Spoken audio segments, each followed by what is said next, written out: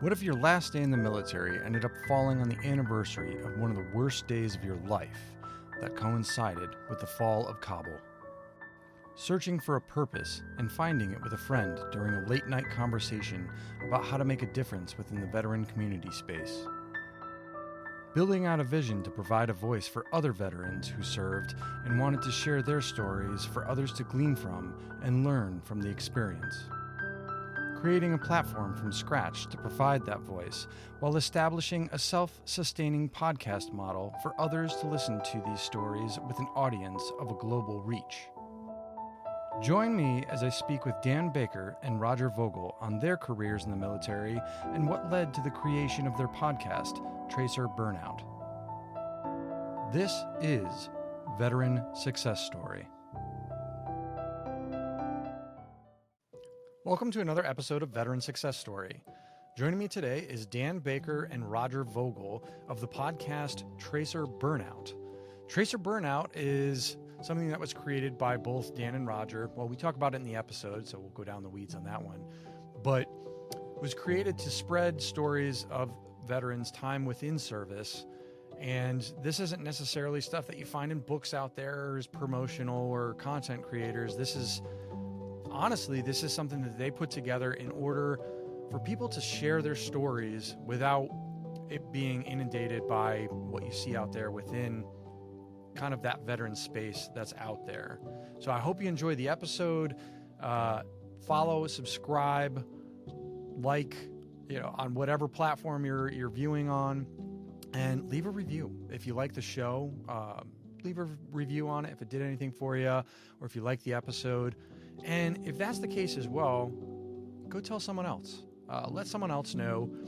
This is about sharing how other people created something that they're passionate about and to help inspire others or provide those frameworks that help those other people along and maybe give someone an aha moment.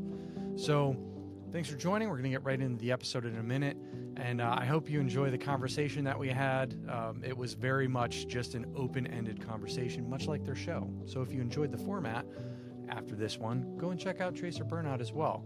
It's a great show. It's a show I've been on myself, as well as some other people that I know. So I know it's something that you'll enjoy. So without further talking or further ado, as I've said before, welcome to yet another veteran success story. Here today on Veteran Success Story, I'm joined with Roger Vogel and Dan Baker of Tracer Burnout. Guys, welcome to the show. Thank you. Hey, thanks for having us. So, I know podcasters having podcasters on, but you guys, you've had me on your own show before, and what you guys are doing with Tracer Burnout is awesome. I love that you guys are sharing stories out there, sharing stories too that you don't always get to hear.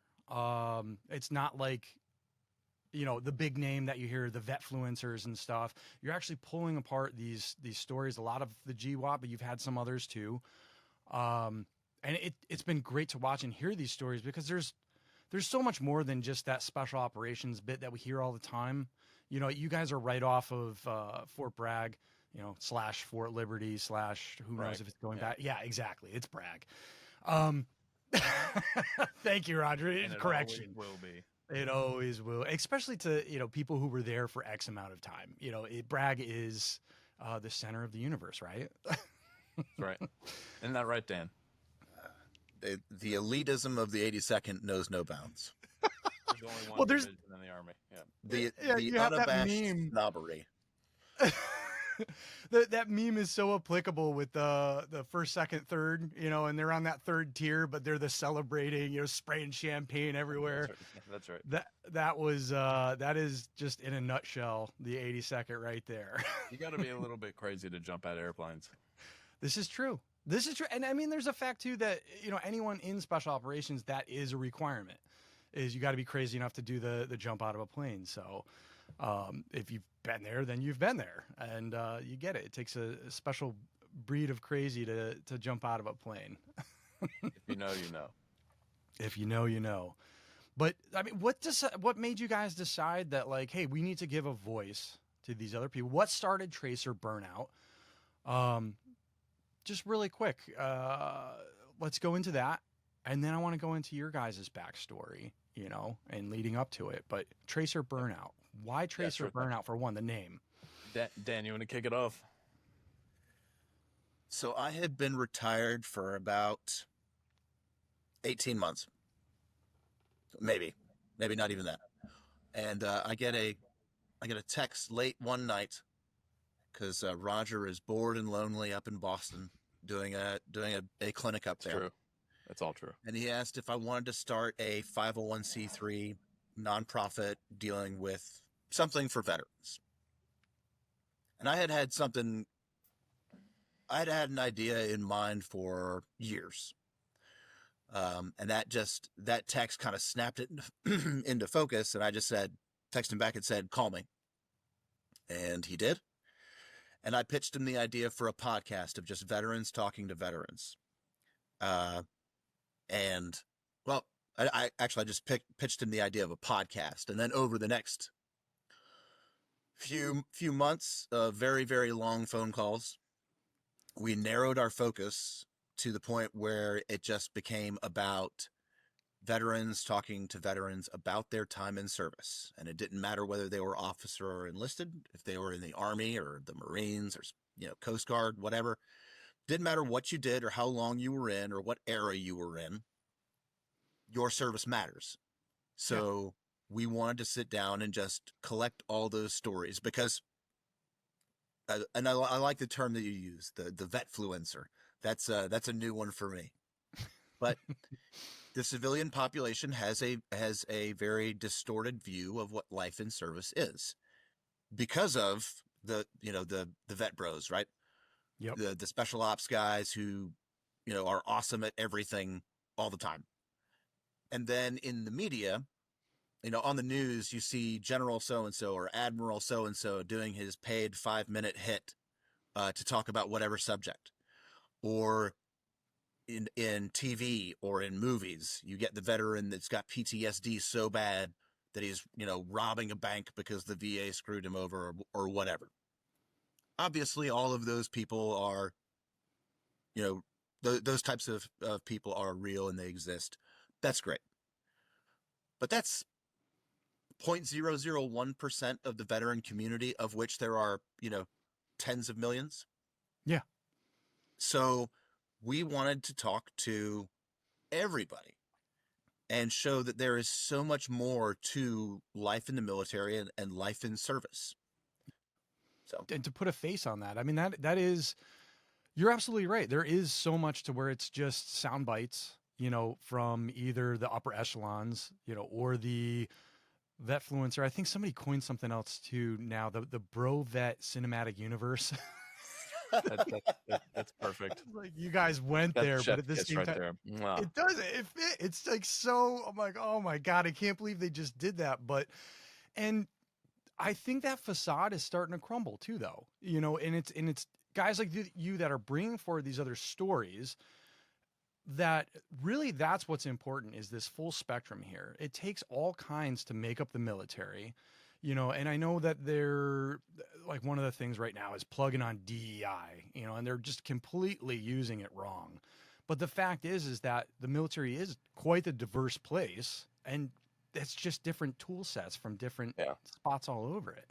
Rod, you got anything to add to what Dan said there? Yeah, it's interesting you bring that up, Will, because I'll speak particularly the Army because that's kind of what I know best. But even after the Civil War, the Army really was the term social engineering has a kind of a negative connotation to it. But I mean, some of the first racial integration that happened in this country was in the Army after the Civil War, particularly with the Buffalo Soldiers and beyond. And it got resegregated in the early 20th century, and then we had to go back and unscrew that. But yeah, it's not new that the Army and the military at large would be a place for driving social change, and that's usually a good thing. So I can't remember exactly what placing it's in, but it's considered a Fortune 10, company. So that's the top 10 across the globe.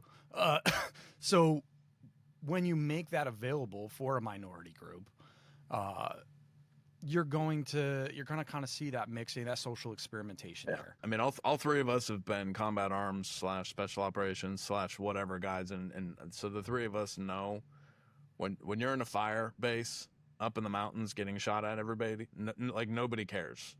Yep. Yeah, they really don't, or what color you are, or what your proclivities are. Nobody cares as long as you do your job and watch my back. Nobody and it's cares. Actually so cool to see too the different people that come forward at those times, to where you have that high stress or that firefight type environment.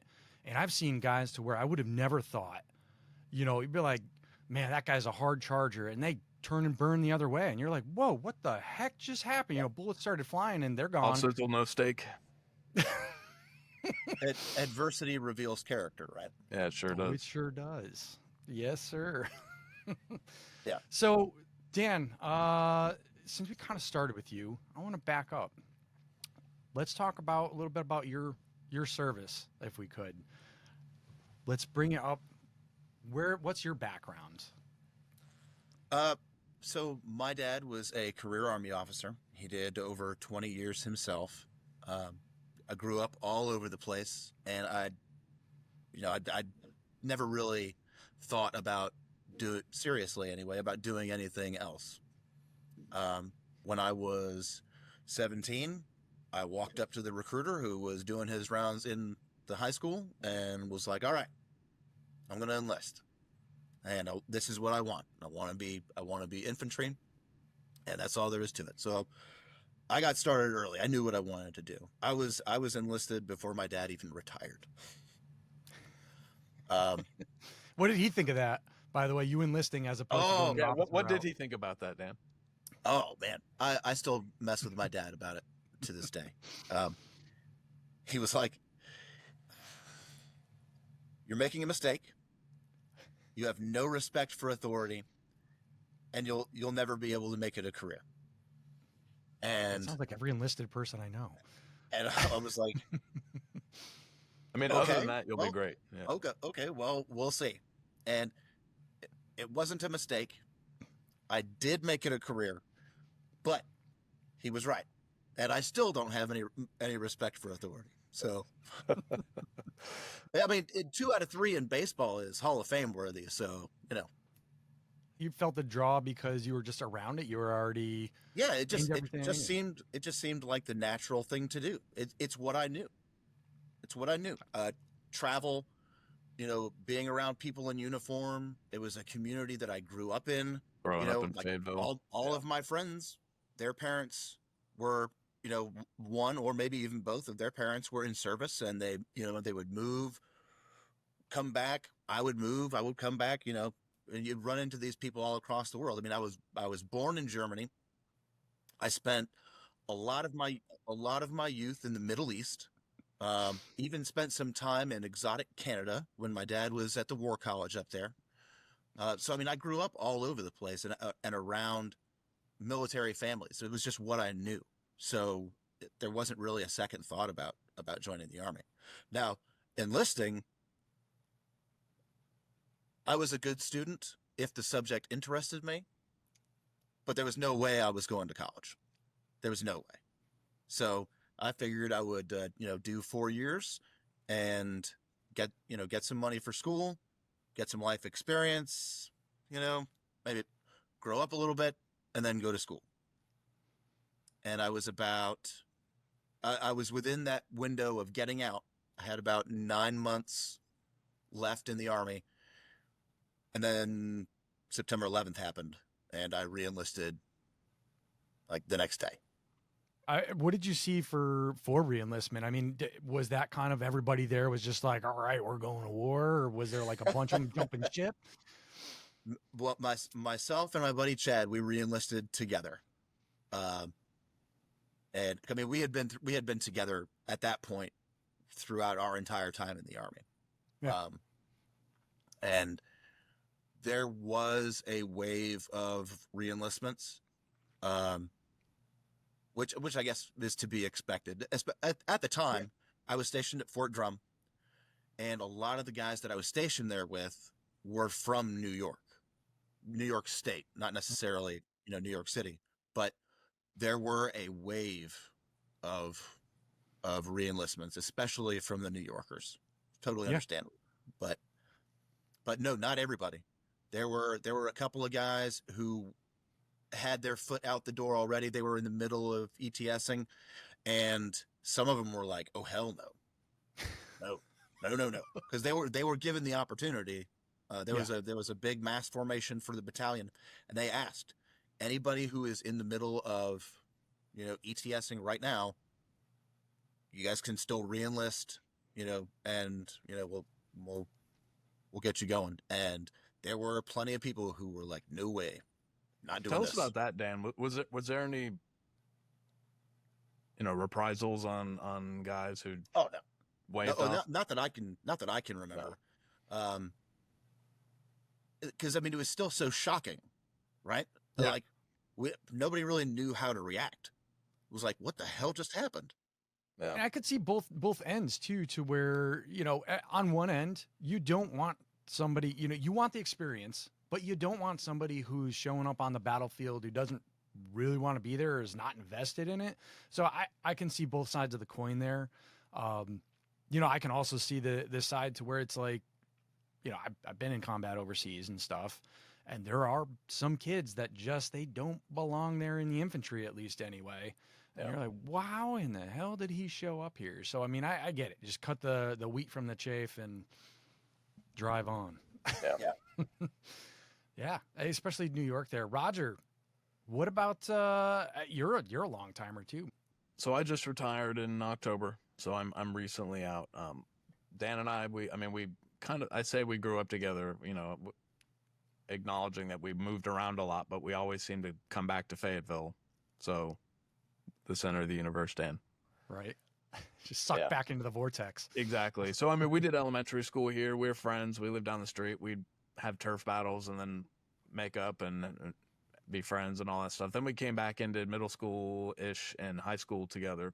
Dan graduated 2 years ahead of me. He's a little over a year and a half older than me, but so I kind of followed in his footsteps in a way, very similar to Dan. We went to the same high school. I was a reasonably intelligent, kid. I didn't apply myself academically nearly as much as I should have because I was kind of stubborn and prideful about the whole school thing. Growing up here in Fayetteville, Dan alluded to this, the guidance counselor program here in the Cumberland County public school systems are, which college do you want to go to? I don't want to go to college. Oh, okay. Well, here's a military recruiter. There's no option C. Yeah. So, seeing as though heavy on Army, of course, because it's Fayetteville, but whatever. Some Air Force too, because we got Pope here, but there wasn't really an option C presented to us. So maybe it was just a lack of imagination on my own part. But Dad was a career Army guy, and he seemed to make a hash out of it. All my friends' dads were. It's Fayetteville. I didn't have a better plan, so I was just gonna enlist out of high school, kind of sort of like Dan. I wanted to go do infantry. I wanted to go to Ranger School and do all the cool guy stuff. And then again, pre 9/11, right? So this is a different world. Yep. And just kind of figure it all out. As I went. One thing I did know is I was ready to spread my wings and fly. I had amazing parents and a great home life. It's not like I was trying to escape a bad situation. But that being said, my parents raised me to be, tough and resilient and independent, and it all paid off because I was ready to go. My mom talked me into college, basically. She said, give it a year, give it 1 year. We can afford to send you for 1 year. I didn't have any scholarships or anything like that. And I said, fine, I'll do it because Mama said so, and she hasn't led me astray yet. And so they sent me to the Harvard of Eastern North Carolina, also known as East Carolina University. It's parenthetically, it's one of the easiest schools in the world to get into and one of the hardest ones to actually graduate from. So so there's that. So I showed up my freshman year, signed up for ROTC, military science, because I figured it would be an easy A and it would hold my interest at least. And I started going to PT, and I signed up for the Ranger Challenge team and did tryouts and made it and did all the things. And one of the captains pulled me aside one morning, pretty early on in the year. This would have been school starts in August. This was probably in September, October. And he pulled me aside. This would have been the year 2000. So again, we're a year out from 9/11. And he tells me, hey, you don't need to be here for any of this stuff. You're not required to, why are you out here doing all this? And I said, why would I sign up for military science and not be out here doing PT? And he was like, yeah, that's a good point. Do you want a scholarship? And I said, great. Sounds good to me. So I signed on the dotted line a few months later after everything processed. So this would have been March of 2001, finish up my freshman year, goof off for the summer. And then 9/11 happens. And that's the reality check of, I'm not 100% sure what I just signed up for, but things just got real. Again, fast forward about 15 months and then Iraq pops off. And from the time I signed up in March of 2001 to the time I graduated and commissioned in middle of the year in 2004, we'd signed up for 2 wars. So I'm sorry, overseas contingency operations. Yes. That Important that's so point much of better. clarification. You're hitting us with that officer speak, though. How it is. An officer did not come up with that. A politician did. Yeah. So just kind of jumping forward here. So I wanted to be infantry. That was my number 1 choice. I got branched artillery. That was my number 2. I knew I wanted to be a combat arms guy. We don't call it that anymore, but that's what it was. They did let me get my first pick of duty stations and units. I wanted to be in the 82nd here at Bragg, and so that was the handshake. So I went to artillery officer basic course. This was in the years before they called it BOLIC. Yep. And reported into the 82nd. 6 months later, the division artillery DeVarty XO tells me not to unpack, and then I'm going to deploy. And about 2 months later, we do. And from the time I commissioned in August of 2004 until a year later in August of 2005, I was already 5 months into a combat deployment in Eastern Afghanistan. So life comes at you fast, right? I was going to say, how the heck was that experience? Because, I mean, that is like it's coming, because during college you're seeing all of this and stuff go on. But, like, how was that, like, leading people overseas there? Like, how unsure of yourself was that? Like that? Yeah, it's yeah. Well, it came at me fast. I know, like Dan's case, too. He went straight to the Balkans. That would have been the late 90s. So, he had a pretty similar experience. And just of note, the NCO that really took me when I was a baby second lieutenant and I walked into that company battery, I should say, CP the first time the NCO that took me under his wing and kind of helped look after me and take care of me and all that stuff, passed away a couple weeks ago, actually, some kind of weird health crisis. So for everybody, his name was August Alumbro. So prayers to his family. But it moves fast, and to say the learning curve is steep doesn't really quite cover it. I mean, it's weird to go from being a goofball college student and you're drinking beers and just kind of being a cadet and doing all the things, and you get tossed into the deep end of the pool pretty quick. But again, that's what we signed up for, right?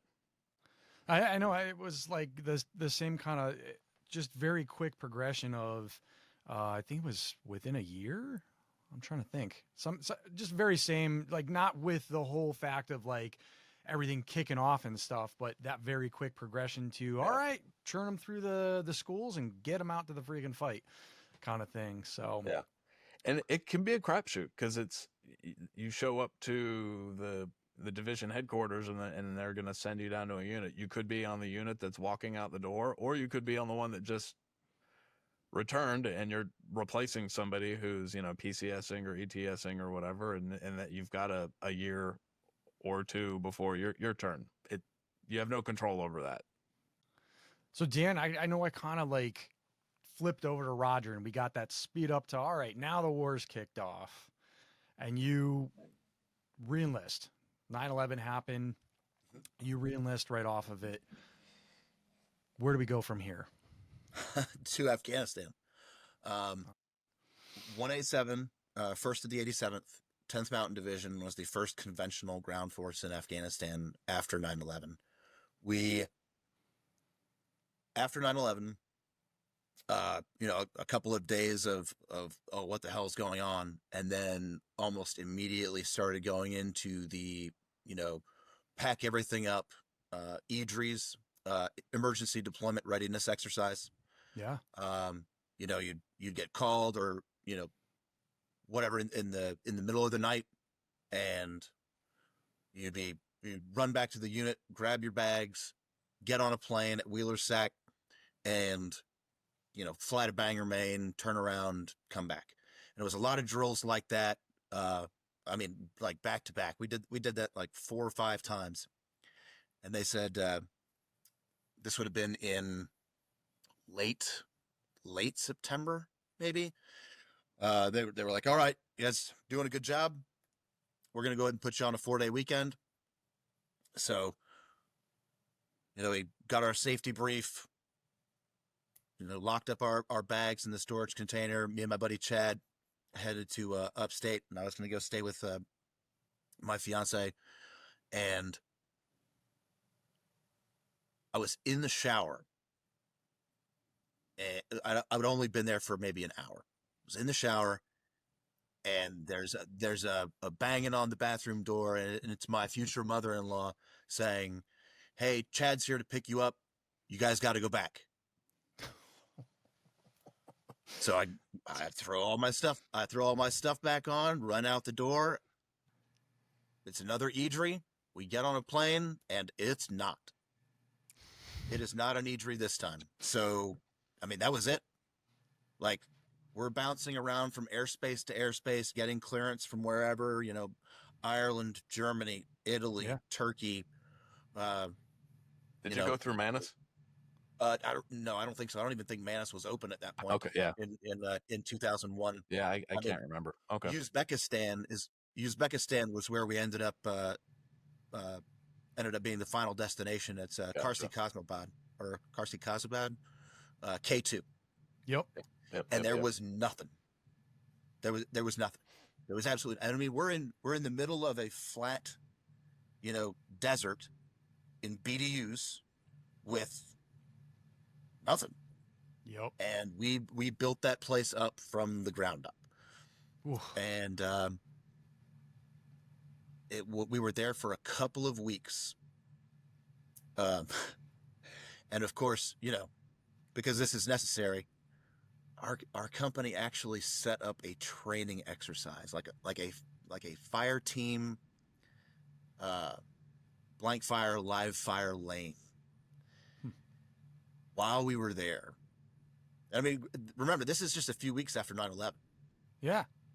And we were like climbing over connexes and like digging fighting positions, and it was the most ridiculous nonsense ever. You got to practice digging. Come on. Dude, it was.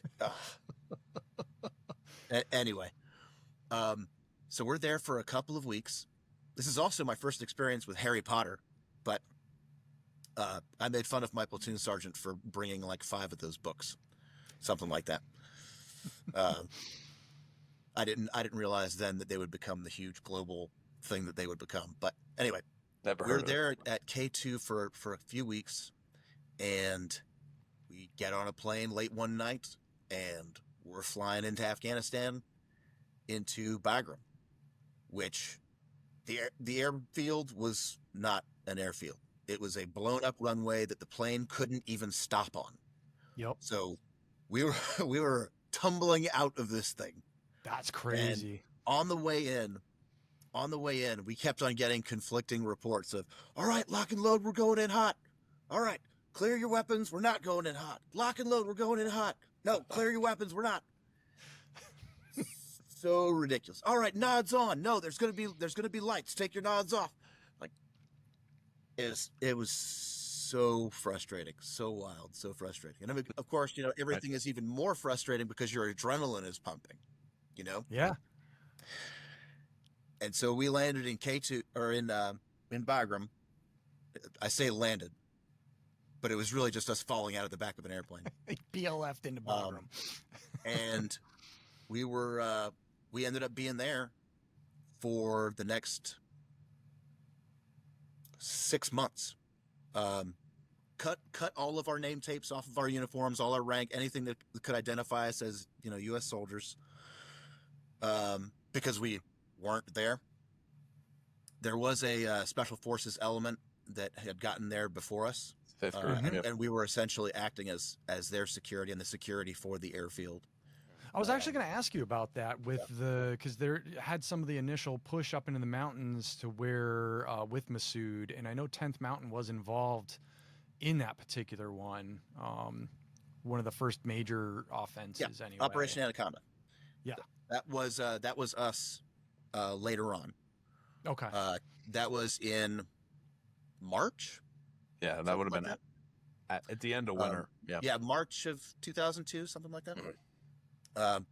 That was an entirely different experience. We could spend hours talking about Operation Anaconda, but and how our part of it, 10th Mountain's part of it went anyway. But, nods up, nods down.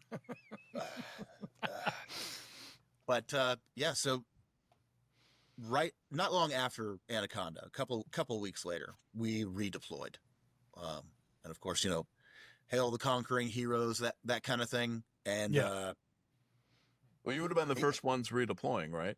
What's that? So the GWAT's a new thing. You're the first conventional forces that are redeploying. So this is new for everyone. Yeah, it wasn't even the GWAT yet. Like Operation Enduring, it wasn't named that yet.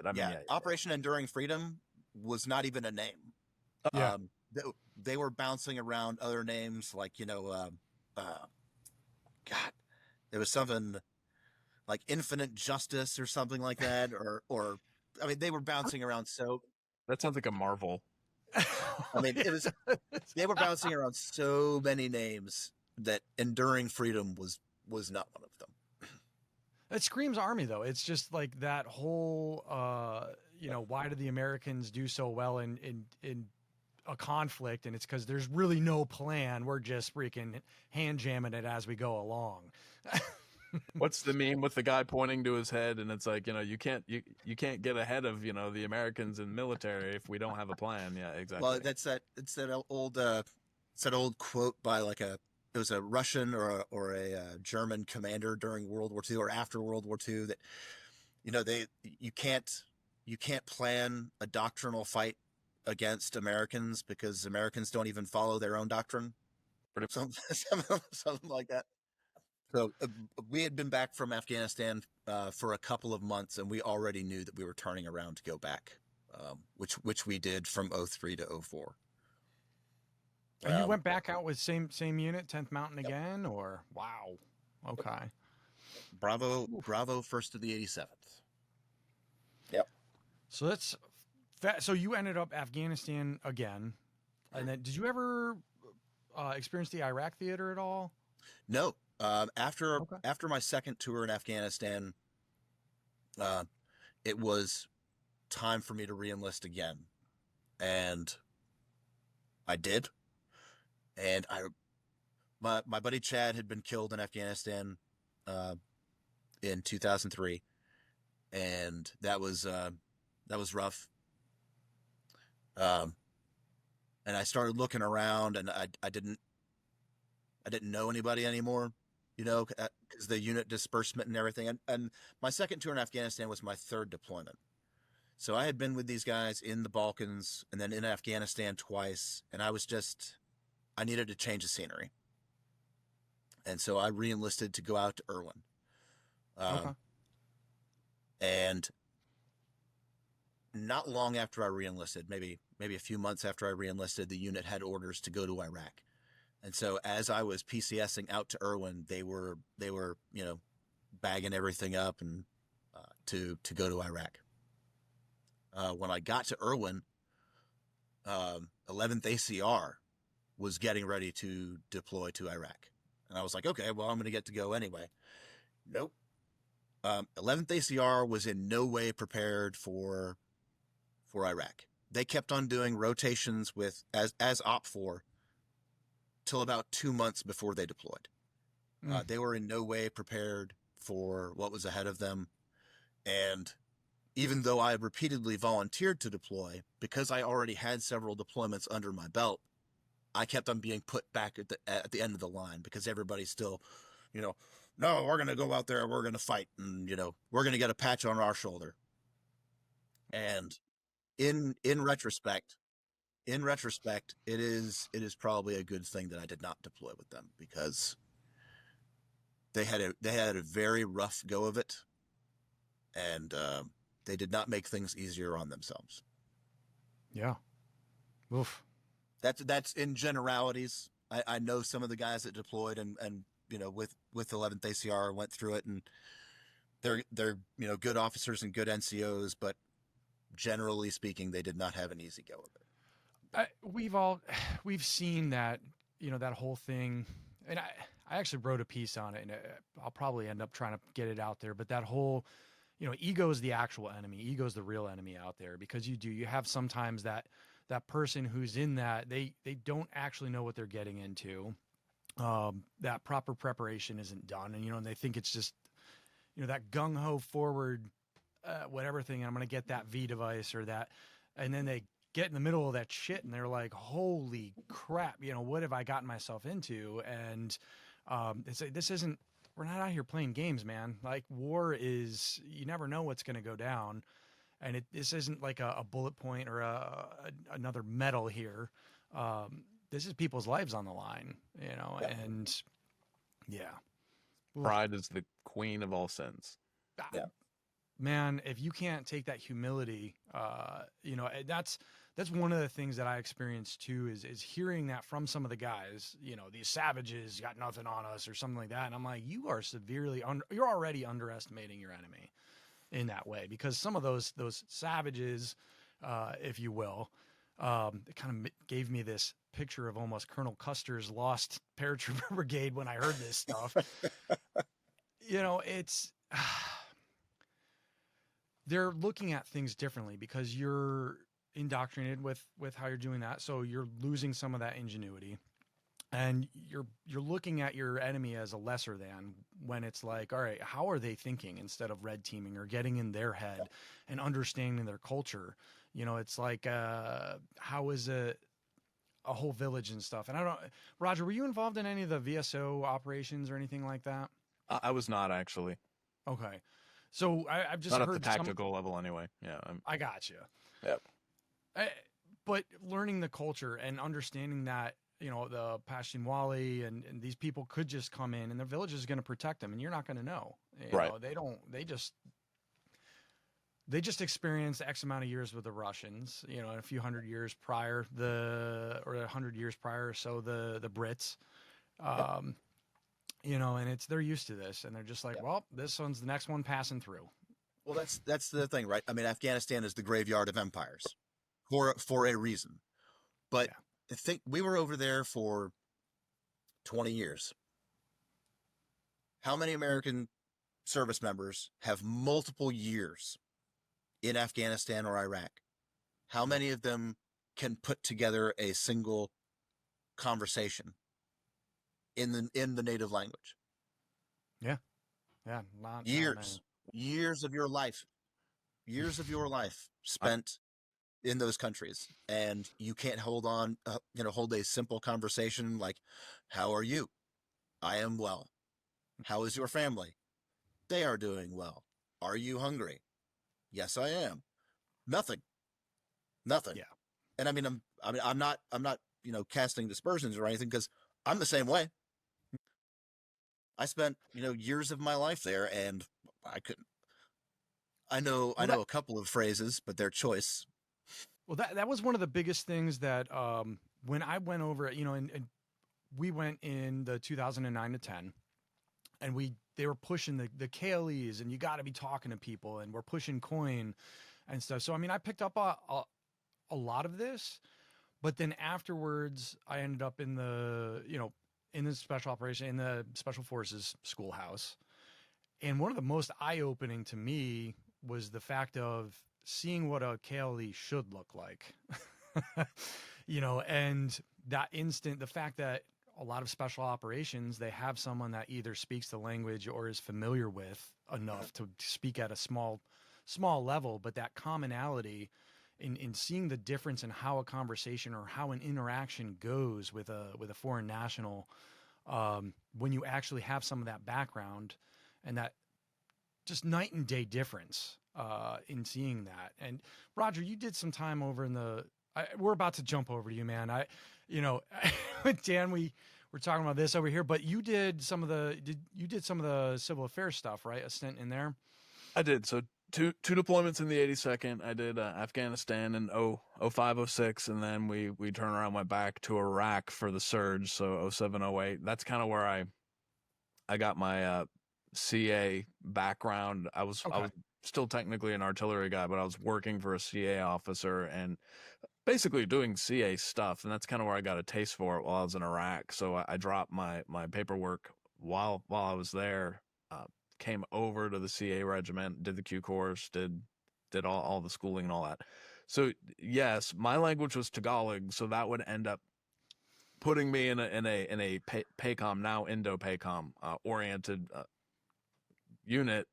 So I never actually went back to Central Asia after that. I spent all my time in South and Southeast Asia, and once to a lesser extent East Asia, kind of going in and out, doing much more, what we call phase 0 pre-conflict shaping operations. That we keep changing the name and all the doctrine, but going into an area prior to a problem, or in some cases immediately after there's been conflict, and trying to identify where the weak points are, where the seams are. Your civil affairs folks are almost like the opposite of your S2 intel folks. So yeah, your intel folks are going to be coming at everything from a threat or an enemy perspective. What's the order of battle? What's the maximum effective range on this weapon system? What's the most likely, most dangerous courses of action? This, that, the other thing. What are the splinter cells of all the terrorist organizations or insurgent organizations in this blah blah blah? So that's going to be your intel people, and we're pretty good at it. Your CA folks are looking at it from a totally different perspective. It's like the mirror image of it. What are the local population? What and how are they going to affect the area, and what is it that the commander needs to know? So we're going to go in and establish rapport and build relationships with, I'm going to say the locals. That could be anything from, your kind of low-level power brokers, your tribal elders, leaders. What's the positional power versus who's actually in charge? Local, regional, national government officials. And yeah, we do a lot of mill-to-mill military engagement as well. So we get to know the local commanders and NCOs, and we're figuring all this out. Well, simultaneously, we're kind of your infrastructure people too, because we want to know what's the soft underbelly of this area we're operating in. So how does the economy work? How's the power grid work? Where, what powers it? Is it exploitable? Is this something that bad guys can come in and easily take over or sabotage and toss the whole area into chaos? So we're kind of figuring all that stuff out prior to it being a problem. In case things pop off, then we have a pretty good know-how of things. And like another big example of this is the roads. So how wide are the roads?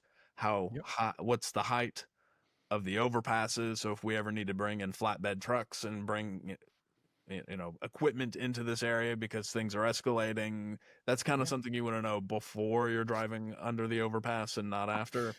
Or across the bridge, like what would this bridge be rated at? Because that is 100% what we're doing. So we're not engineers per se, although I would say a lot of the people that come over to the CA regiment were engineers in a prior life. So we kind of have a lot of that. So that's the elevator pitch of what CA does. And honestly, I mean, I really loved it because it was kind of complicated and weird and kept my interest, because every mission is going to be a little bit different.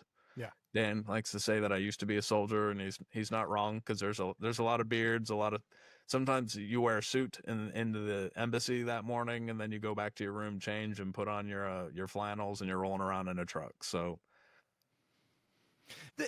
you explained CA pretty well in that little portion right there. Oh. All right. And then we go back to the schoolhouse. It took us a long time to figure this stuff out. Too. Oh, I know. They would pose that question all the time. Well, what is CA? And it's like, do you even know? So that's always the joke, is you line up 10 CA soldiers in a row and ask them, you're going to get 10 different answers, because, I was in the 97th. So we were focused on Asia. So we had North Carolina, geez, that was a Freudian slip. North Korea problem set, and then, all this other kind of pre-conflict stuff. You go to the next battalion over to the 96, all of them are going to do VSO stuff in Afghanistan. Yep. So their experience is going to be polar opposite of what we're doing. Well, and PACOM too. Did you end up during like the Marawi years or anything like that? So are you referring to the Philippines? Yeah. Okay. So, it's funny you bring that up because as one of the guys who they sent to school for 6 months to learn Tagalog, I never actually made it to the Philippines, although, Operation Enduring Freedom Philippines, also known as OEFP, was the second place that we went immediately after 9/11. And it's kind of one of those things lost in the sands of time of history that most people don't even really know that we were in the Philippines. So my battalion was responsible for providing all the CA teams to the Joint Special Operations Task Force Philippines, JSOTF, down there. They kept sending me everywhere else except the Philippines for whatever reason. That's just how it kind of shakes out sometimes. But yes, that was a thing for, I think we shut it down in 2014, maybe 15. The whole JSOTF, I think, shut down around that time. So, I mean, we did it for over a decade. Yeah. People don't. They're looking at the major conflicts and they don't realize how much went down in the Philippines and what was going on over there between, corruption states and gangs and just a lot of stuff. Well, the Philippines is a strategic ally of ours for a lot of reasons. Yes, in the, countering transnational terrorism networks through the, the Muslim dirtbags. But also, I mean, now you look in the South China Sea, the Philippines, Vietnam, obviously Taiwan. I mean, that is a strategic area. It always has been. It's just we kind of took our eye off it for a pretty long time. And so we're finding ourselves trying to catch up diplomatically with a lot of those countries in that region again. So yeah, good. We had shiny object syndrome. Yeah, but again, back to the CA thing. So it's a good thing. A lot of the politicians in the Philippines have changed out since then. However, it's a good thing that we were there helping them with their problems because, again, at the strategic level, we're establishing relationships with those key leaders that fast forward to now we're able to help kind of get our foot in the door in reference to, countering Chinese issues in the South China Sea because, we're friends with the Filipinos again. So, yeah. So, like, I want to back up a little bit.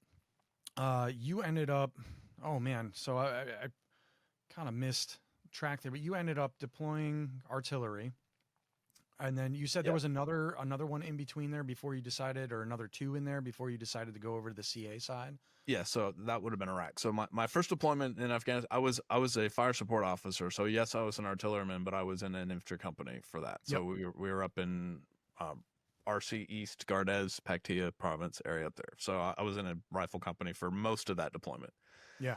When I redeployed a year later to Iraq, which also, by the way, we got the warning order to deploy to Iraq while we were in Afghanistan, which is a whole other thing. But the battalion commander flies out to us because it was the winter, so the roads were undrivable, and he flies out to us and pulls all the lieutenants, the company commander, and then all the senior NCOs into the little CP, and it's like, hey, a warning order, we're leaving for Iraq in a year, so good luck to you. And then he hops on a bird and flies out. Yeah. So we go to Iraq. This is during the surge. Our brigade, I should say, was responsible for, we called it the SET, which would have been the convoy escort team. And we were in the 1151 Humvee gun trucks, and we had those big ASV things that we ended up phasing out after a while. I don't know if y'all remember those, but we would go pick up the KBR 18 wheelers, basically is what they were, but the big trucks, we'd go pick them up in southern Iraq, which is where we were, and escort them all the way up MSR Tampa to Anaconda. They'd unload all their stuff, and then they'd turn around and drive back, do a 24-hour reset, and turn around and go do it again. And we did that for 15 months. Oh, so I think if my memory serves, it was a 4-day cycle. It was 1 day of prep, 1 day to drive up, 1 day to rest, 1 day to turn around and come back, 1 day to prep and turn around. Yeah, like 15 months of that. And remember, during the surge, that's where the threat was on the roads, because in the hinterlands, more or less everything had been pacified at that point. So now it's all IEDs, and particularly the EFPs is where the threat is, which is on the roads. So that was a whole other thing. But that's where I got my CA experience real early on, kind of at the direction of this CA officer who's kind of the puppet master of the whole thing. So I was in the brigade S9 shop. And it was kind of an ad hoc team that we created, a CA team. And so, yeah, we're out there doing influencing operations, and I'm kind of practicing without a license. That's what I used to always call it. Out there eating dinner with the sheikhs, and sometimes making nice with them, sometimes pulling them off into a room in the back and saying, hey, it's great that we all just had a nice meal, but seriously, if you don't get this together, it's going to be a bad day for you. So everybody thinks CA is Beanie Babies. I don't understand why it's all about influence activities. And so sometimes that's Beanie Babies, and sometimes it's, making threats behind the bleachers. So, yeah. When I told the other guys that I was, going over to the CA side, they're like, "What, are you going to hand out soccer balls and this and that?" And I'm like, "No, man, that's PSYOP." That's such a silly, yeah. It's influence. That's all it is. Yeah, it is. And knowing, that's the whole fact of on why they build those big charts of like, hey, who's who, and what you were saying before, who actually holds the power, who can get stuff done, versus the guy that's just all bluster. He's a figurehead, but really he holds no power. But really his son-in-law runs everything. Yeah. Yeah. So fast forward, let's see. So, you talk about the rest of the time in service, but we're coming up to an hour here. Yeah. We've got time, but, you guys, what decided to end service, for you, Roger? For me. So yeah, I think for a lot of guys and gals for that matter, it's a couple things, right? First and foremost for me, it kind of just turned into my physically, like my body's just worn down, and I was starting to feel guilty that I couldn't physically do the things that the Army was asking me to do anymore. So I was feeling guilty about like, well, sure, I'm getting kind of senior, so nobody really cares if I go on this ruck march or not. Nobody really cares. But then I started to say like, well, if everybody else is doing it and I'm not doing it, then it ain't right. So I started kind of getting the guilt over the physical stuff. Some of it just, I got tired of moving. She's about to turn 14. I think she's lived in 9 houses at this point in her life, and God knows how many schools. And I'm tired of doing that, to my kids. Dan and I were Army brats. We moved around. It's funny. I loved moving around as a kid. Loved it. Because I loved being the new kid. Because I loved the novel, I'm the new kid, so it's new faces, new this, new that. I love the dynamic. And my big sister, absolutely loathed it. Just it was absolute torture for her, and rightfully so. Everybody kind of has their own journey. So I got tired of moving all the time, and we were coming up on it. We were up in Virginia, and we were on another move cycle coming up, and it's just like, dude. And I was also kind of getting to a point with kind of where I was at in the hierarchy, where I was getting less and less and less and less control over where I was going to go. If that makes sense. No, it makes total sense. So you were literally at, burnout phase. I was. So a couple things, and I'll put my cards on the table. There are some things going on in the Army that I didn't necessarily agree with, and I wasn't going to make a huge stink about it. So I was just like, you know what, I'm in my window, and instead of being a activist or whatever, I'm just going to quietly walk out the door. So that was it for me. Gotcha. Dan, what about you, man? I was getting close to 20, and I went back to the home of the infantry, Fort Benning. Yep. And at that point, I had spent half my career, training for and going to combat, and the other half of my career at that point had been spent training others to go to combat, whether that was as a drill sergeant or as an observer controller at Fort Polk. I was physically, broken. I'd had multiple back surgeries. I had just gotten custody of my son, who had some, he was in the EFMP program, the Exceptional Family Member Program.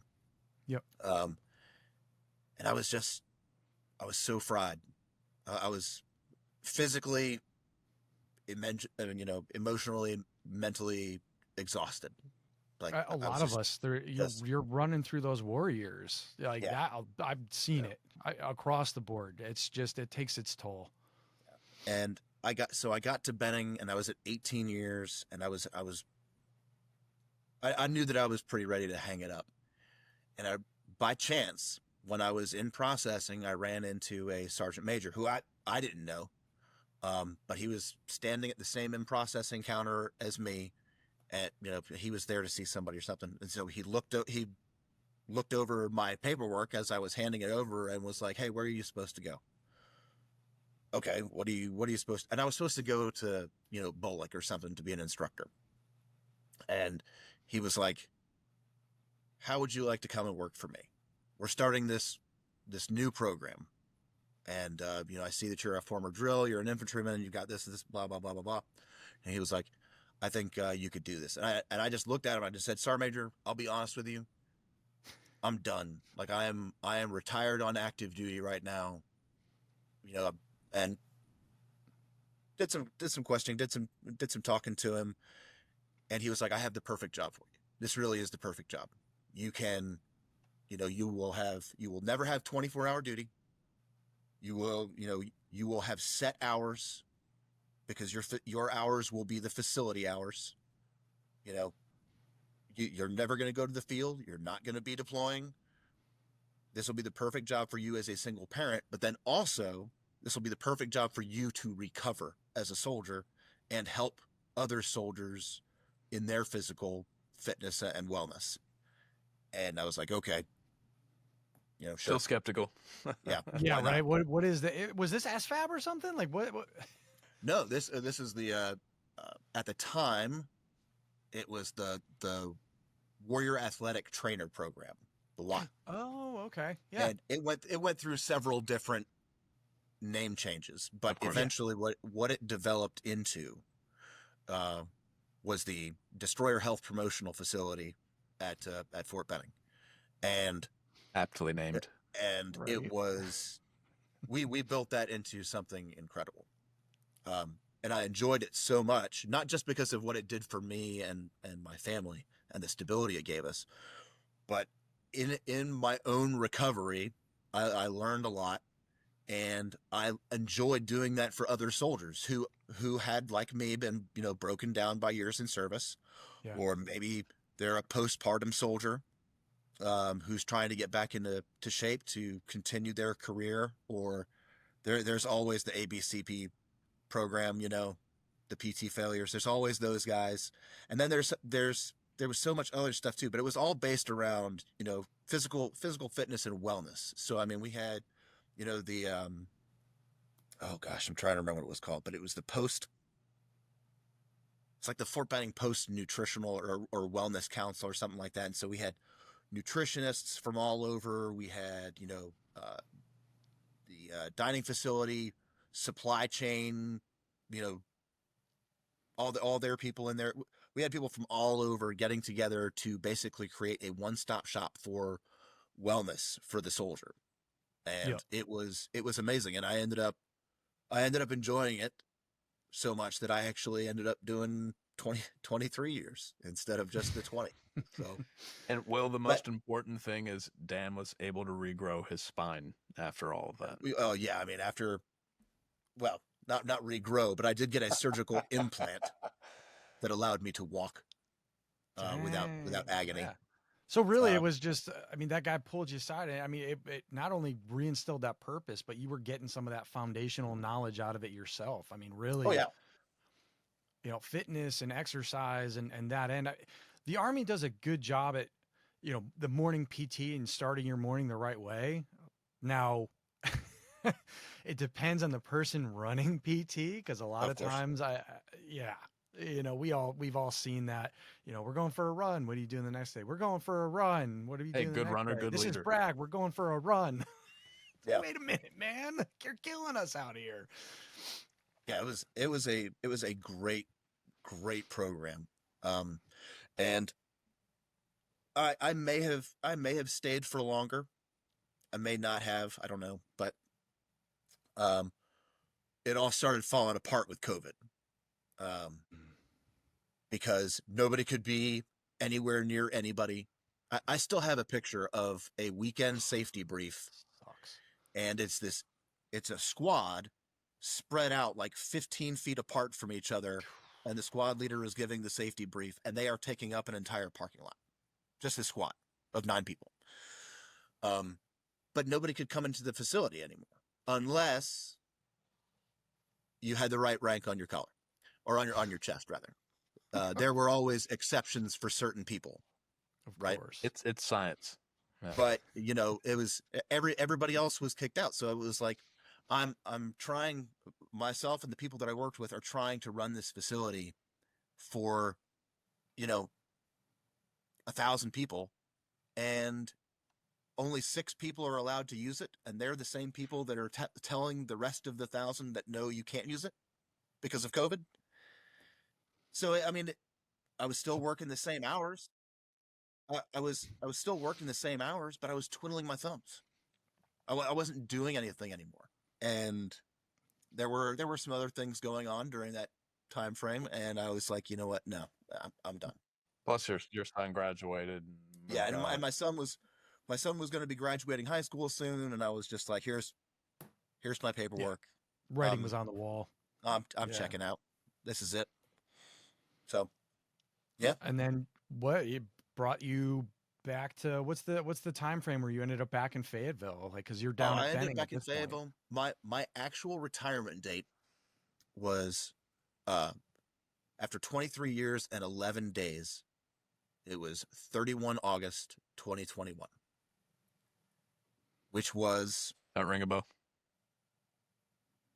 The final date of the pullout of Afghanistan. Oh man! So there was that, and it was also the 31st of August is also the anniversary of my buddy Chad's death in Afghanistan, and now it's my retirement date. And that was a rough day for me. Seeing pretty much everything that I had thrown my entire life into, poof, up in smoke. And lost friends and comrades and everything else along the way too. I mean, that is just, yeah, all leading up to that one day. Yeah. So yeah, I retired in the middle of the lockdown, and that was my good, the end of my career surprise gift from the government. That is a tough pill to swallow right there. That, I mean, it was a very bad day. It was a very bad day. Yeah. How'd you get through it? I mean, really? I guess it's like the 7 stages of grief, right? 7 stages of grief, and a few adult beverages, and screaming at the sky, and you go through all the stages. But I mean, what can you do? You gave everything you had, your health, your youth, your family, time you'll never get back, and I mean, you can't get that time back. No.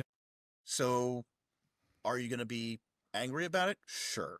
But can you let it take total control of you? Are you going to let it fester that much that it consumes you? Yeah. I mean, I guess you can, but that's going to make you miserable. How does it define you? Are you going to let it define you, or are you going to stand up to that? What are you going to do about it? Where are you going to fall? Well, damn, Dan, I'm glad you made it through that, man. 'Cause that's, I mean, no, it just does. It sounds like that mental anguish that you're going through at that point. I could tell in your voice. Yeah. That whole week was pretty rough. Leading up to it, because I knew it was coming. There's icing on the cake right there. And seeing those first few weeks too, is the media hammered it home, and seeing the images that we did from Abbey Gate, as well as people falling from a plane, and It's, I think it was Michael Cook actually who said something about it, was, you know, that's what brought him into fighting and stuff, was seeing the planes hit the towers and people falling from the towers, but then leaving service and seeing the war end the same way, just in a different perspective, is people falling from a plane, you know. And it's just, a lot of us, you know, in that era and stuff saw this stuff, and it's tough to deal with, but I'm glad a lot of people, you know, you guys are still here and you guys are still giving back into the community. You're not letting that, you know, either, you know, you could be frustrated about it, but you're not letting it define yourselves. You know, it's not that, you know, you're still giving back. You still have that purpose instilled in you to give back to others around you. And it looks like you're searching in some of the best of ways how to do that. Dan, how much did that event kind of, maybe it was planting a seed, but how much did that drive your want to create the podcast? I don't think that was necessarily a driving factor, because I had the podcast idea, you know, so long before that. If anything, it reinforced the idea, because, you know, when the decades from now, there will be hundreds of books. There are already plenty, but there will be hundreds of books about the successes and failures, about the global war on terror, and, you know, the biggest blunders of Afghanistan, you know, things like that. There will be countless books about it. And they're going to be written by, you know, famous and important people, and the special operators, and, you know, one specific mission that they did, and, you know, the search for bin Laden and all that stuff. But how many millions of soldiers spent years of their lives, and if not lost their lives, in Afghanistan? Yeah. How many families are impacted that will never, you know, never be able to be put back together again? And yeah, I mean, I guess if anything, it kind of solidified why I wanted to do it, because I wanted those stories to be told to not just, you know, the vetfluencers, or the generals and admirals, or these high-minded State Department officials, or, you know, whatever, or some guy that has spent 20 years working in the Pentagon, you know, working his way up from coffee boy to copy machine repairman to now being in charge of billions of government spending, you know, who never deployed, never spent any time in a combat zone, but has all the analytics, right? And so he's writing this book, and he's doing his press tour. I want the stories of individual servicemen and women to last longer than that stuff. Well, that's why books like yours are also so important, just kind of adding to that tapestry. And I will fully honestly tell you that your book was the first. Yours was the first one that I had read on the Afghanistan combat theater period, because I avoided anything Afghanistan related forever. Completely. I love history, and I do not read books about anything modern because it's too close to me and to my experiences. You followed by Andrew Bragg. Yep. That was the ripple effect there too, is that we've been seeing, because you have, you know, that particular, the Damn the Valley one, which is behind me, but then, you know, right here next to me, I got Andrew Bragg's Devil's Playground, you know, and then to be followed up by the unit that replaced him with the Sons of the Argandab. And there's already talk between, you know, our units, Alpha Company's talking about one. You know, there's other platoons within mine, and that ripple effect of these guys sharing stories. But you're absolutely right about there being a reluctance to look at it. And especially, I know with my book anyway, I've been told by other members within Bravo Company, like, I'm not ready for my parents to see your book yet. it's so real and raw of what happened over there. But that's also kind of the purpose of writing it and putting this down, was that, you know, this stuff happened, and that view of it's being put out by somebody either, you know, that's analytical or was in the S shop or something like that. And or higher echelons, and they're putting this dry account of things together from all of these different, you know, SIGACs or something like that. And you can piece something together, but do you have something from the ground? Do you have something, you know, especially the way I wrote mine a little differently.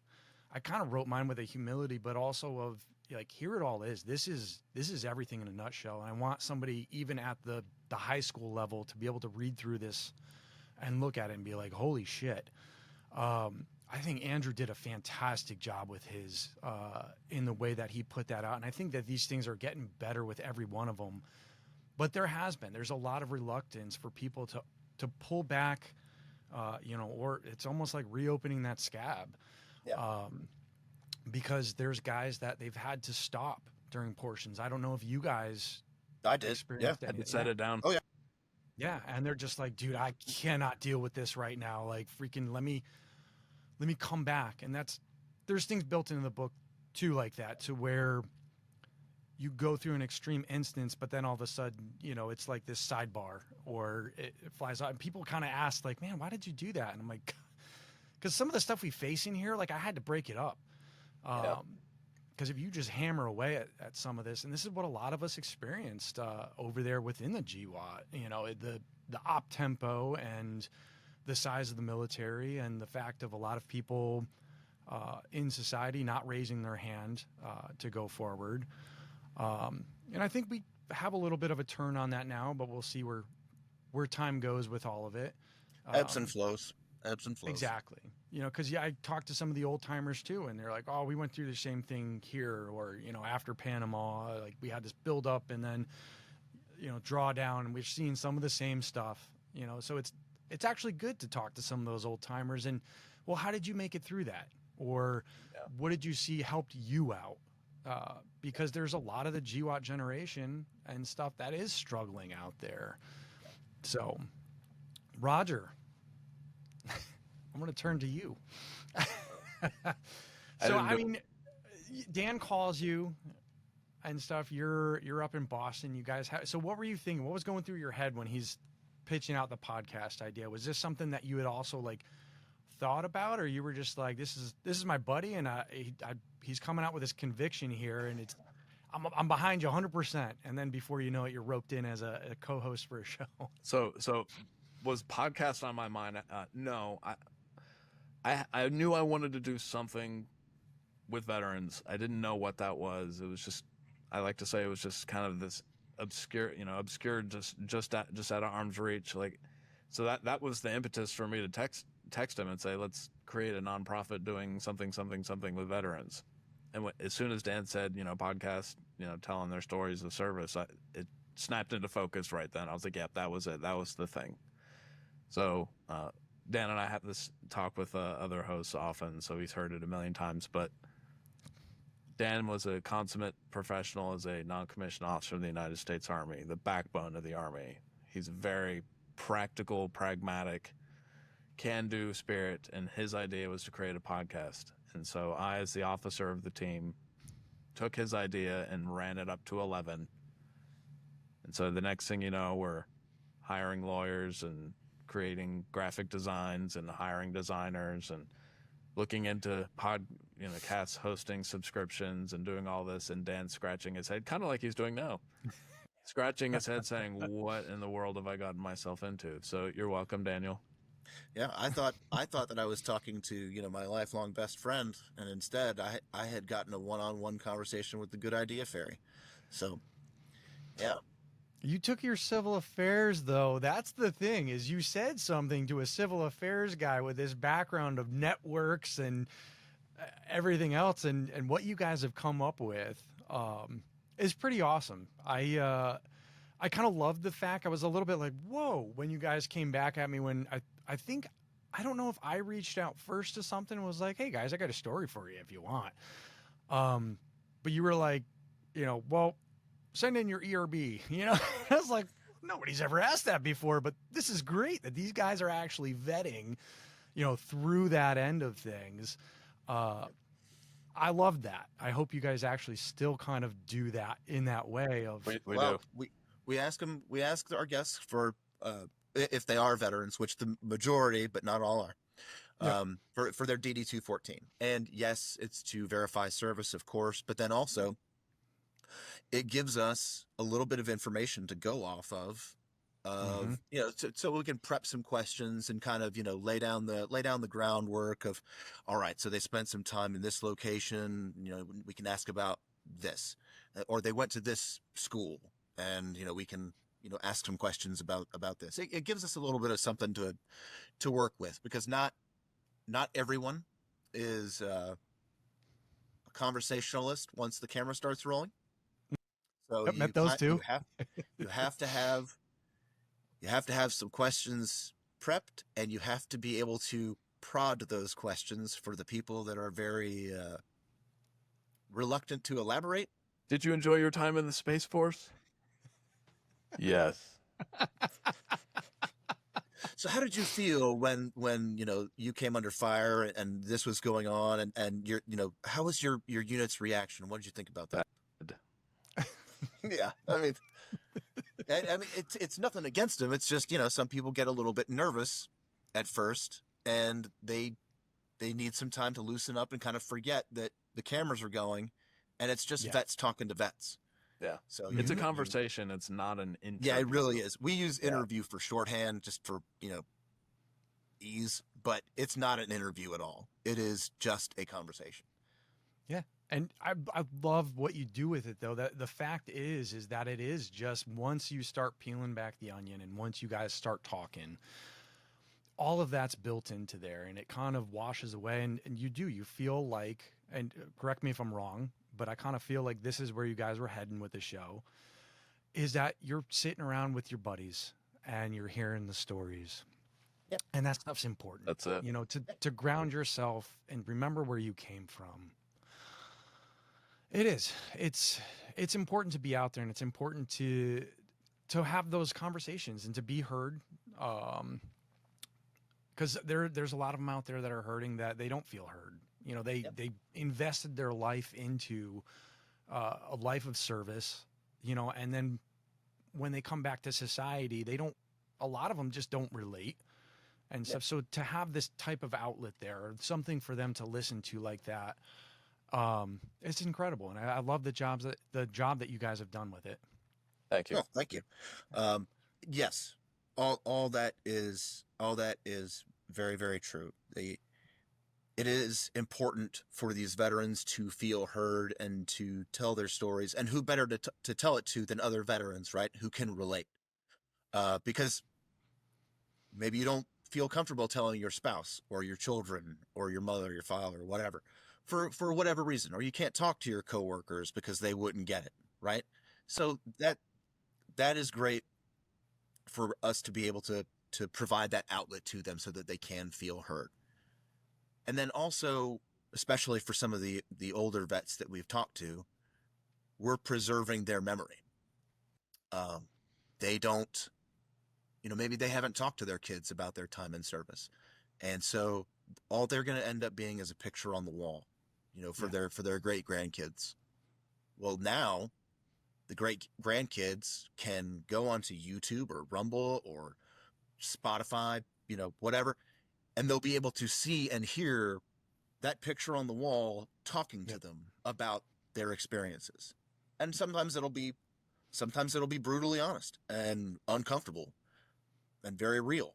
And then sometimes you'll telling stories about putting paint cans in front of a fan, and the fan when it cuts on, splattering paint all over the NCO that fell asleep in front of the fan. So it'll be funny stories, So it's a wide range of experiences, and yes, there's that preservation aspect, and there's that camaraderie aspect to it, but then also for anybody that maybe they have no attachment to service whatsoever, right? They don't know anything about the military other than, what is portrayed in the media, like we talked about, Yep. Well, now they can hear these veterans talk about their experiences, and they can get a better understanding. And maybe the next time Veterans Day rolls around and they say, thank you for your service, they'll actually know what they're thanking a veteran for. Yeah.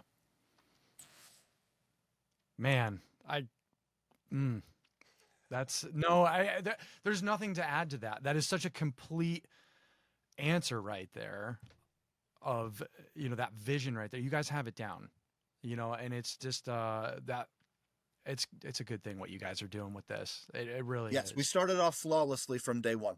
Yes. No hiccups at all. There have been no mistakes made whatsoever. Except your episode, Will. Yeah. Sorry we botched that one there, buddy. I remember Dan picking up the phone and calling me and saying, dude, we've got a problem. It starts with this dive. We got a problem. And I'm like, oh boy. And our first dozen or so episodes, it was like pins and needles waiting for Dan to call me to be like, all right, man, well, we screwed this thing up, but we're able to salvage. Like, ugh. Yeah. And I mean, a lot of it was, me figuring out, because I mean, Roger does all the social media stuff. When people are sending us the emails, and he's, inviting people to come on the show, or responding to people who reach out to us, whatever the case is. And he's coming up with all the social media memes and all that stuff. And meanwhile, I'm, putting the product, together, Yep. And yeah, there's been, some learning along the way.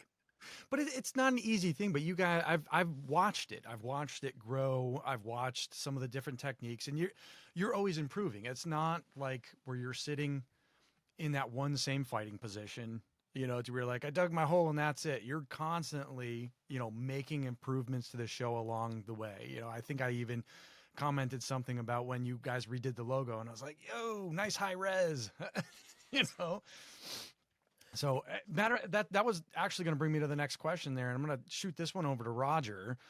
But like, that's where are you guys going with this? You have the 501 out there, and I'm starting to see like constant sponsors and stuff come forward and all that. And I'm like, yes, like this is great. We formed as an LLC. So the original vision rather was to form as a 501. So we did form up as an LLC. So Truth in Lending. So the vision for the show, we're on a sustainable model now. So we're going to continue to put out our bread and butter, which is our episodes, and sitting down and discussing with another veteran, what everybody's kind of come to know. We're looking into some additional concepts that we can do just to create more. I hate using the word content, but that's everybody knows what that means. Roger's a vetfluencer now. Yeah, I'm a vet bro now. So buy my supplements and and my kettlebells. So don't forget whatever gun brand you are for the week. Yeah. Ooh. Sorry, was that one too soon? I don't have time. I don't have time to go to the range anymore. By the way, just throw some grenades, man. Yeah, that's true. That's true. Nods on, nods off. Yeah, so we're looking into additional kind of content stuff that we can put out. That's stuff that kind of piques our interest, but maybe a little bit shorter, because our episodes tend to be between 2 and 3 hours long, kind of depending on how things go. Which we concede is a lot. It's a pretty beefy episode length for a lot of people. So maybe something shorter to kind of help draw in new listeners who aren't necessarily intimidated by that. So we're kind of in talks for that. But the model that we have now is sustainable. So we can do this as long as we want to. Nice. No, that's a good place to be. And that's, if you go back and you look at some of Rogan's first episodes, he's kind of known for his 3-hour episode, but at the same time, like, he started with that, and he's still doing that. He just stuck with it. It's like, hey, if you like it, cool. If you don't, well, go find another show. There's plenty of them out there. And one of the reasons that our model is sustainable is because, honestly, there are more veterans out there than we could ever talk to, and there's always going to be more made every day. Yeah. So we will be able to do this in this existing format for quite some time to come. Well, and the stories abound, you know, I mean, that is just everybody's experience is different. Yeah. Yeah. I can't remember if you and I discussed this on or off camera in the past, but kind of the seed that was planted for me on this, and the podcast idea was Dan's, but was the movie Fury. I don't know if we talked about this. I was going to bring it up, and I don't know if it was on or off either. Again, I can't remember if it was on or off camera, but we did talk about it. So for those who don't know, the movie Fury, I think it came out in 2014, thereabout. So maybe about a decade ago. You know, World War II movie coming out. I hear about it. I get excited. I watch the preview. I'm like, right on, that looks great. And then I watched a couple behind the scenes interviews with people, and come to find out the whole thing is complete fiction. I mean, obviously World War II happened. Everything else is utterly fictitious. Yep. And when I found out about that, I just remember like feeling actual rage over that. Just, why am I getting so angry about that? Like, who cares, right? But I thought of both of my grandfathers, one in World War II, the other Korea War. Nobody ever sat them down and talked to them. They took all their stories with them to their graves. It's just lost in the sands of time, right? And so think of all the millions of men and women who were under arms during previous conflicts. You know, take your pick, and they never discussed any of it. And Hollywood, meanwhile, is making up fake stories, and it just made me so mad. So that's actually one of the things. That movie in particular, I had talked about with my platoon sergeant, you know, from my particular deployment, that 2010 one. And I feel like there was something to be gleaned from that movie. And that was, I kind of feel the fact of like sort of the anger and rage, those sentiments, but you're absolutely right. Like taking the story and like basing it towards that instead of, they could have very easily done a lot of the same stuff, but built it in to where it was historically accurate, you know, and look at some of the other movies there. If anything, they probably missed out on some of it by doing it that way, instead of just spending some extra time and putting in that extra work and doing, hey, let's build some historical accuracy into here. We talked to Matt from the Angry Planet podcast. I don't know if you're familiar. Okay. 6 months or so ago, something like that. Okay. And he actually he had an experience with the script writer or something like that, and the original script had one of the characters being like a mind reader or something like that. What's it called? Like a psychic or like a psychic or a telepath or something like that. Telepath or something. Yeah. And that, believe it or not, that part did not actually make it past the studio execs. They were like, whoa, that's a bit much. Oh my God.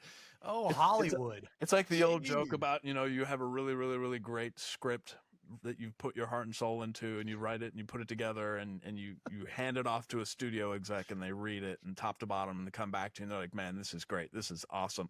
Love it. But we'd like to make one change. Oh, what's that? You know, we'd like to insert a talking dog. What? Yeah. Our polls say, or the audience says, people love dogs. Here, put Benji in the tank with them. Yeah. But yeah, that movie being absolutely just made up out of whole cloth kind of reinforces the point, right? Of veterans need to tell their stories. I mean, they don't have to sit down and talk to us, but they should talk to somebody and share their experiences, whether it's going down to your VFW or, you become part of Irreverent Warriors and you just talk to other vets. Share your experiences, tell your story, or Hollywood's just going to make some shit up. There's some of the movies out there to where people are, I'm not going to mention names and stuff, but there's certain people out there of some very big movies that have come out, and then afterwards they're like, I never even met the scriptwriter. I don't know the guy who wrote the book. Yeah, I know. And that's where I'll leave it. But it's just like those cringe moments to where you hear this stuff and you're like, ooh, but I really respect and I love on how you guys have put together the show in that. I think it's something to where I even said, like, you guys like look into, who's the people in the basement of the Library of Congress, but they actually take accounts like that. I don't know where they end up. I was going to make a joke, but I stopped myself. There are the several. Morlocks. Oh no. There are several organizations that do something similar to what we do. There's the American Veterans Center. There are other guys like AJ Cox. There are other organizations that do something. There's I think it's Duquesne University does something similar. But when we first got this idea, we really didn't know that all this other stuff was going on. We didn't do our market research. Yeah. We didn't do our market research.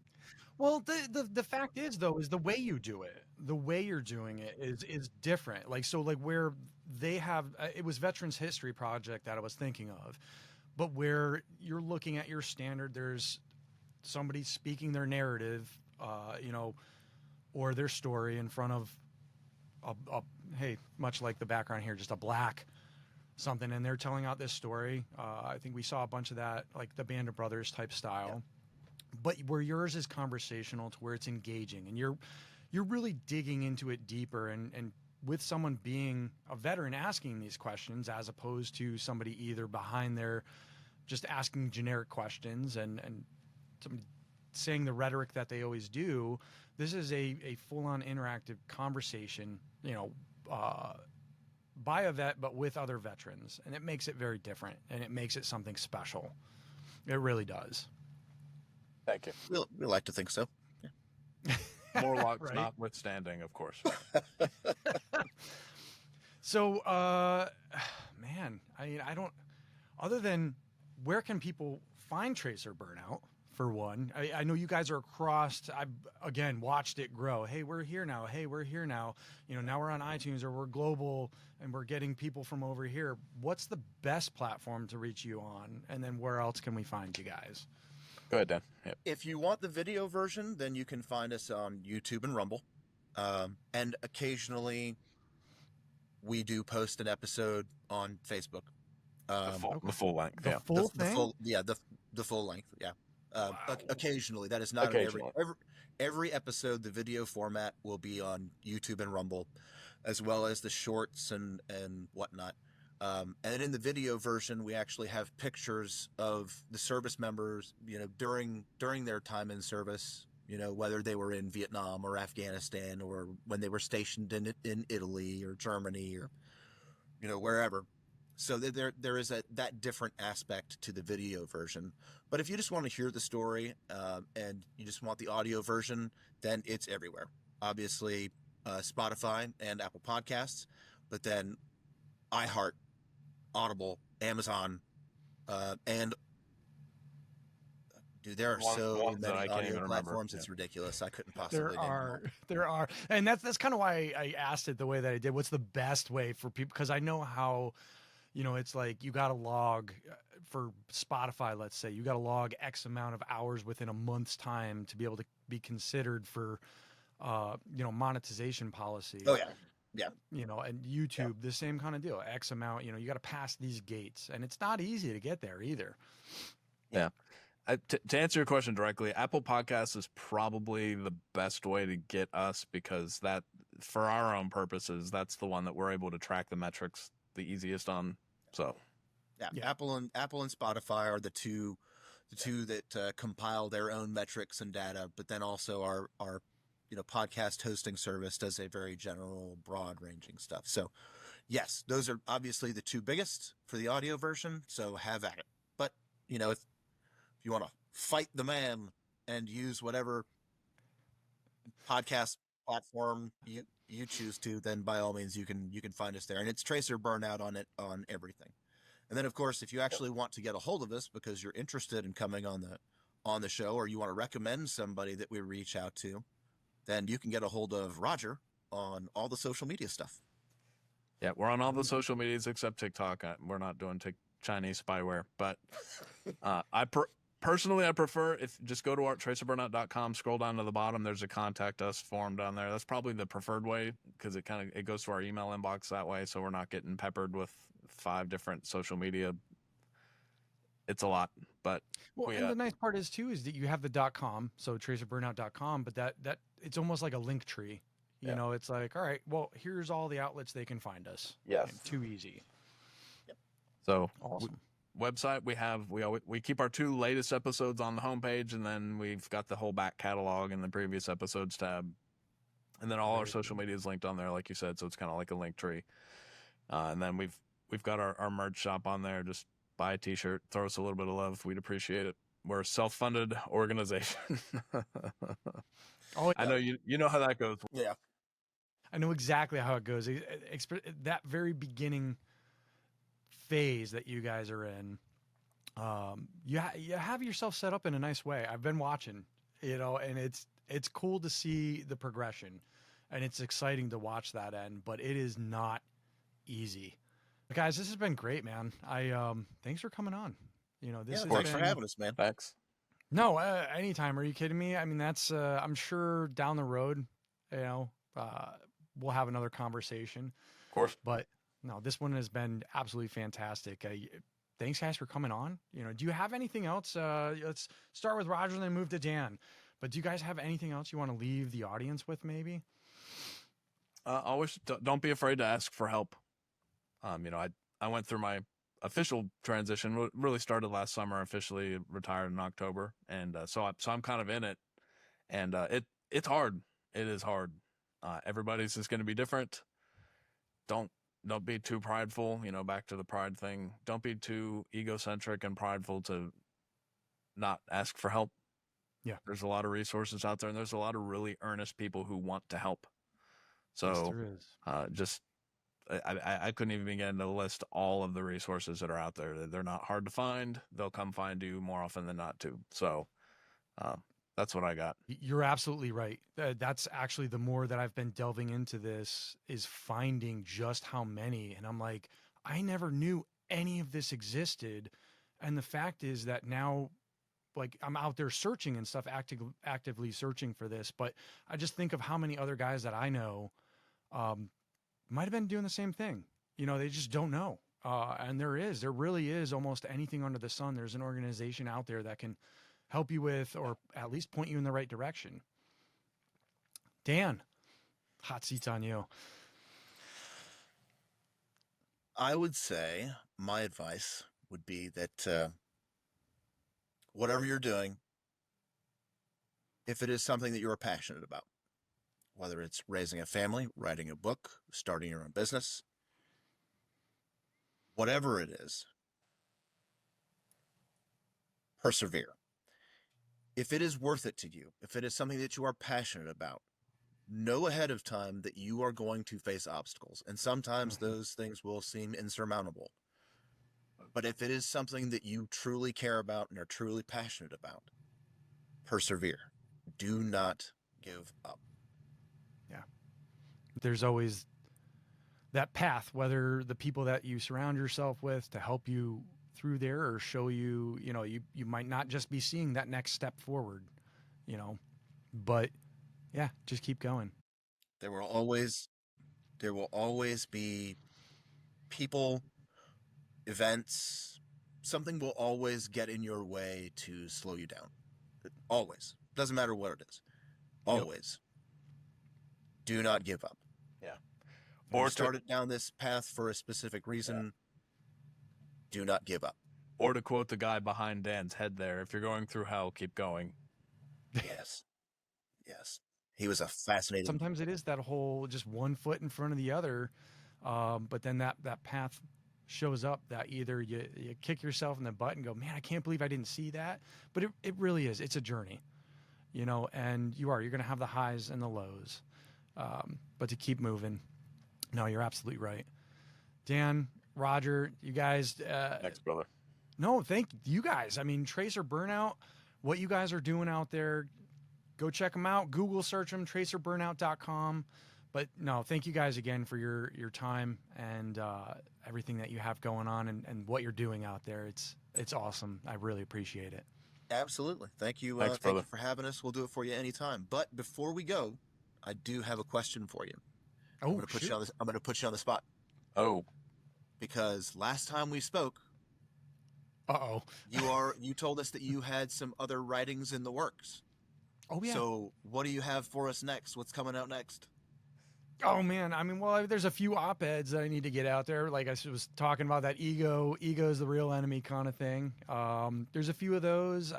I have been working on a different version of Damn the Valley. It reads more like a Jack Carr novel. Okay. So I mean, it is like you're in it. It reads fiction. I thought you were going to say coloring book. Okay, no, that's that's the Marine version. No, you can't give them Marines something. You know, you can't give them coloring books because they eat the material. So,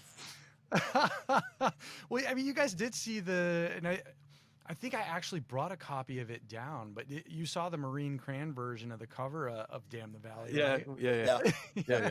I actually handed one of those off to Ben Kessling the next time I saw him after that, and he loved it. He cracked up, and I was like, nice. There you go. They're sports about it. Bless their hearts. Yeah, but there's some writing stuff in the works. A lot of the show stuff has been the main focus, only because I see where that's make a real dent out there in some of the things going on in the veteran community. But I haven't. Yeah, it's just a matter of time, because time. You only get so much of it. It's finite. Right. And time is a thief. It is. Hang tight real quick, because I want to talk to you guys afterwards. But I guess one last time, thanks for coming on. Thanks, brother. Thanks, man. Thanks for joining us on another veteran success story.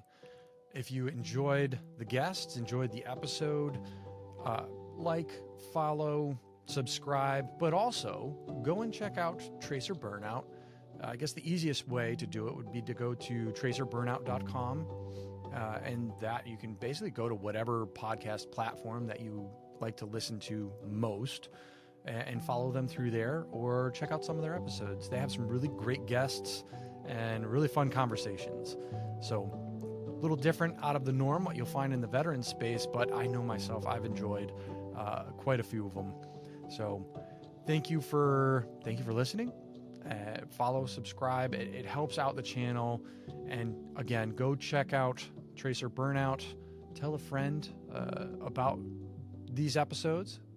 And until next week, this has been yet another veteran success story.